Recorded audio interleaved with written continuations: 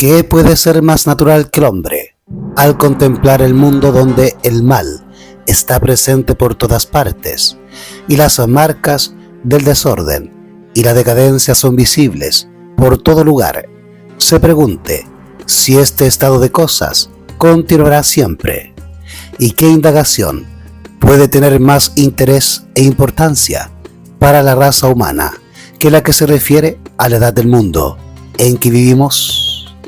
Por lo tanto, sería razonable concluir que Dios daría al hombre una revelación que le informara respecto a temas de tan absorbente interés. Y la declaración de la Escritura está en estricto acuerdo con la razón ilustrada, cuando dice: ciertamente el Señor Dios no hará nada sin que revele sus secretos a sus siervos, los profetas. Amós capítulo 3, versículo 7. El objeto de la profecía es advertir al mundo de las cosas por venir a tiempo para la preparación requerida e inspirar al pueblo de Dios con nuevo valor cuando ven acercarse el momento de la plena realización de sus esperanzas.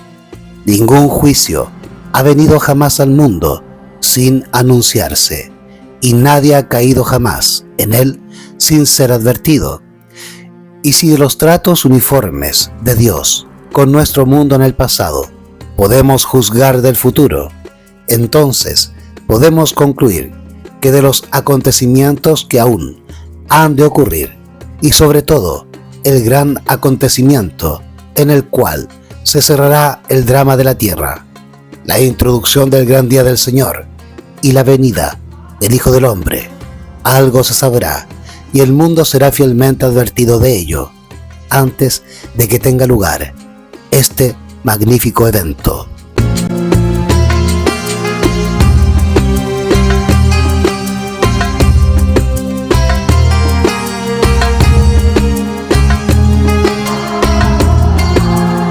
Al llamar la atención sobre estas cosas, William Miller y sus asociados fueron acusados de entrometerse en los secretos del Todopoderoso. Sin embargo, no necesitaban mejor justificación contra esta acusación que las palabras de Moisés en Deuteronomio capítulo 29, versículo 29.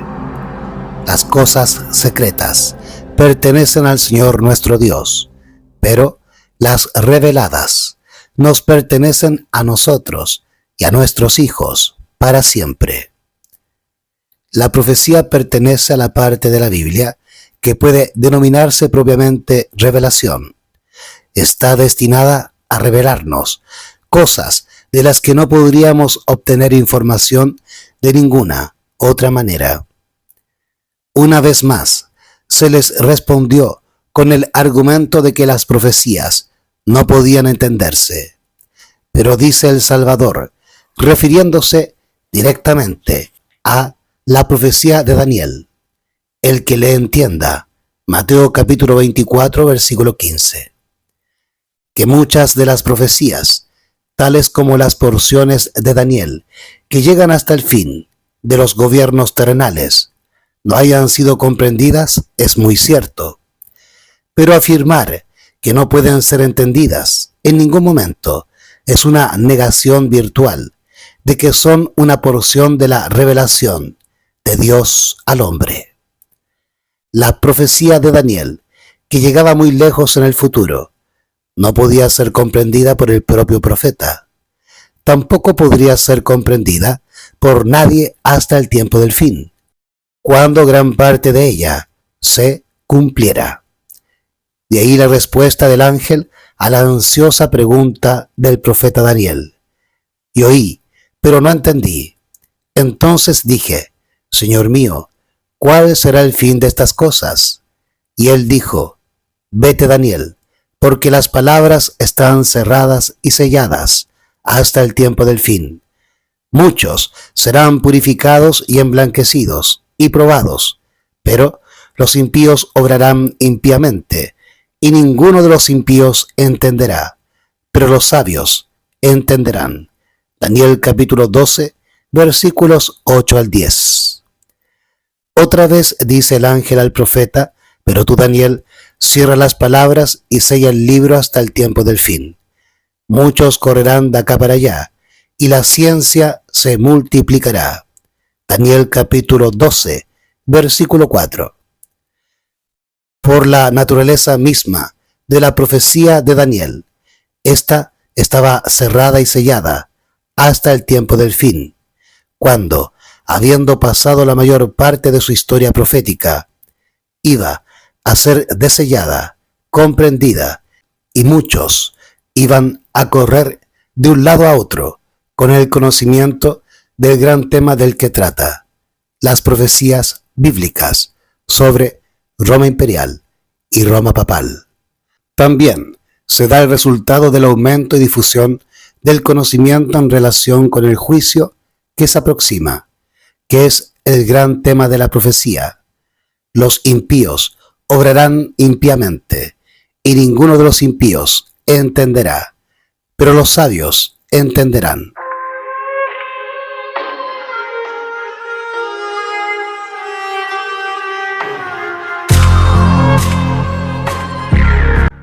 Daniel capítulo 2 y la gran estatua de Nabucodonosor. La escena comienza con el reino de Babilonia o Caldea, en la cumbre de su grandeza y gloria, en el año 603 a.C.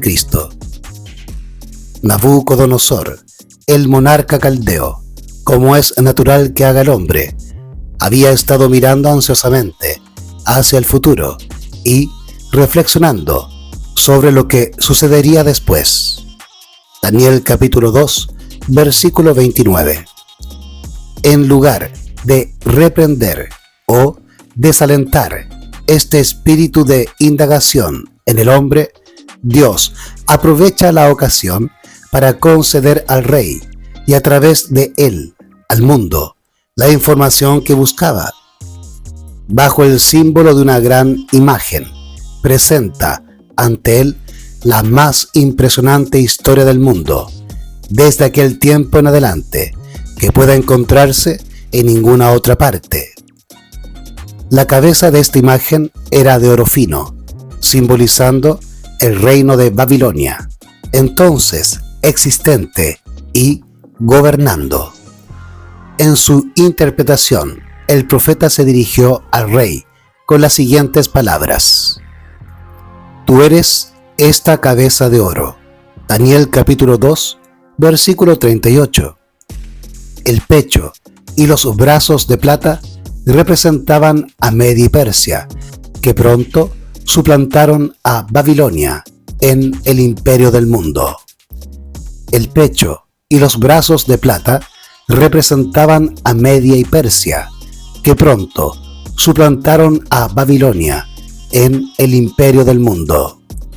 El vientre y los costados de bronce prefiguraban a Grecia, que, conquistando a sus predecesores, disfrutó de su periodo de dominio universal.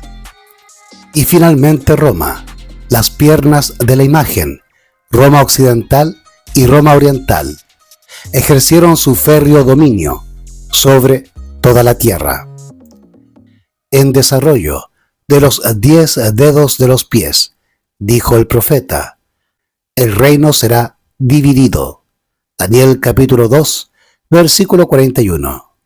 Y así se dividió Roma en 10 reinos entre los años 356 y 483 después de Cristo. ¿Qué sucedió después? Nabucodonosor contempló hasta que una piedra cortada de la montaña sin manos golpeó la imagen sobre sus pies, molió sus partes metálicas hasta hacerlas polvo, se convirtió en una gran montaña y llenó toda la tierra.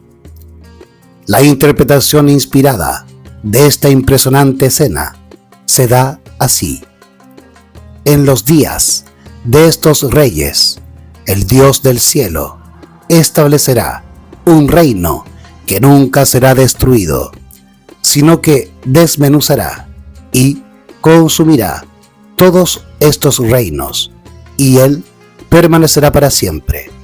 Daniel capítulo 2, versículo 44.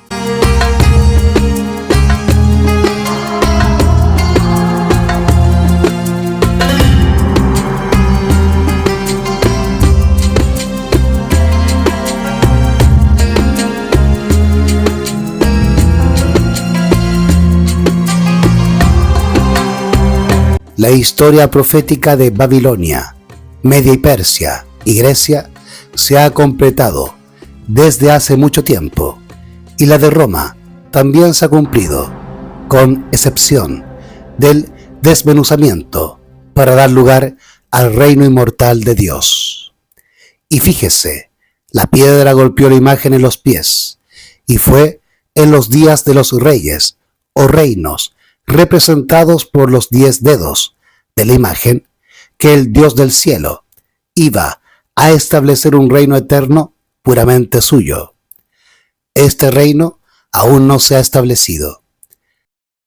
Es evidente que no se estableció en el momento del primer advenimiento de Cristo, por el hecho de que Roma no estaba entonces dividida en los 10 reinos representados por los 10 dedos de la imagen.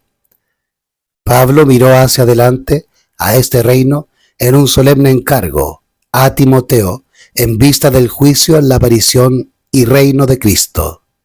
Segunda de Timoteo capítulo 4, versículo 1. Por este reino debían orar todos los cristianos. Venga a nosotros tu reino. Mateo capítulo 6, versículo 10. Y Santiago habla de este reino como una promesa para los pobres de este mundo, pero que son ricos en la fe. Santiago capítulo 2, versículo 5. Los adventistas nunca creyeron, sin embargo, que todo lo que se dice en el Nuevo Testamento en relación con el reino de los cielos se refiere al futuro reino de gloria, especialmente en algunas de las parábolas de nuestro Señor. El término se refiere a la obra de la gracia con el pueblo de Dios en este estado mortal. Pero si se nos permite expresar la relación entre los creyentes y su Señor en este estado mortal por el término reino de gracia y la futura relación de los seres inmortales con el Rey de Reyes por el reino de gloria, la posición de que el reino fue establecido en el primer advenimiento de Cristo no se libera de ninguna de sus dificultades. Porque ciertamente el reino de gracia fue establecido inmediatamente después de la caída del hombre. Adán, Abel, Enoc, Abraham y Moisés eran tan verdaderos súbditos del reino de la gracia como los apóstoles de Jesús. Con este punto de vista del tema, se pueden armonizar todos los textos relativos al reino. Es cierto que tanto Juan como Jesús proclamaron que el reino de los cielos estaba cerca. El reino inmortal de gloria estaba entonces cerca en el sentido de que era el próximo reino universal en surgir. En la época del reino de Babilonia, el reino de Persia estaba cerca. El reino de Grecia, en tanto, estaba cerca en el periodo ocupado por Media y Persia. Y en los días de Grecia, Roma estaba cerca, pues era el siguiente reino que sucedería. En este sentido, el reino de los cielos estaba cerca en los días del ministerio de Juan y de nuestro Señor Jesucristo.